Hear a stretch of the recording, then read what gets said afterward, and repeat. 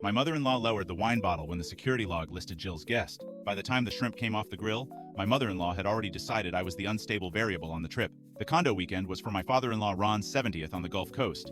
His kids rented a place with a long balcony and a desk that acted like border control. My husband Theo and I drove separately because I had a client call Friday morning. His sister Jill turns logistics into character. If I arrive late, I am selfish. If she arrives late, she is carrying the family. She had been weird about this trip for weeks, mostly because Theo and I skipped Thanksgiving after she accidentally left me out of the family photo order. Check-in was at 4. We arrived after 6. Ron was already drinking beer on the balcony.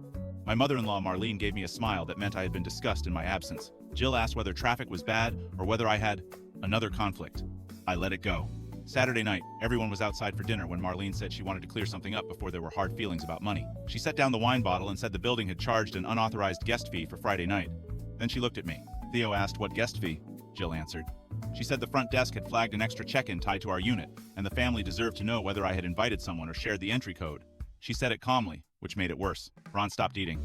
Theo looked at me first, not accusing, just bracing. Marlene said if there had been some misunderstanding with one of my friends from town, now was the time to say it before the fee got split across everyone. I said I had not invited anyone. Jill gave a little shrug and said security logs were not emotional. Then she added that the desk clerk mentioned a late female guest tied to our unit, and since Theo had been in the shower when I arrived, she was trying not to jump to conclusions. She got to imply something shady while sounding responsible. The problem for Jill was that Theo had booked the condo through my travel profile because I handle points and confirmations.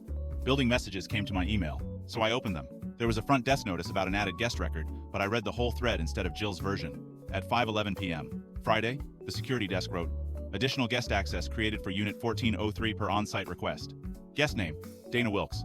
At 5:14, a second note confirmed Beachgate credentials issued. Dana Wilkes is Jill's friend from college. I handed the phone to Theo. He read it, blinked, and passed it to Ron. Then I opened the building app. The digital parking pass tied to the extra guest was linked to Jill's vehicle request from the same hour.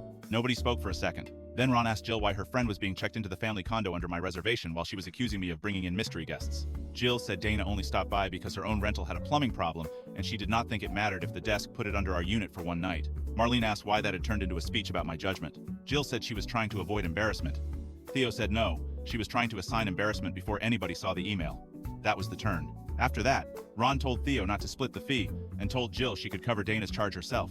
Marlene stopped looking at me like I had poisoned the weekend. Jill tried once to say I was making too much of a mix-up, but she had just spent minutes publicly suggesting I smuggled someone into a family trip. Dinner kept going, but the authority moved. Ron asked me to handle checkout, not Jill. Theo turned off the spare entry code. Jill lost the easy sister role where she narrates first and lets me wear it. Once the security log was read aloud, everyone on that balcony knew exactly who had checked in the extra guest and exactly who had tried to pin it on me.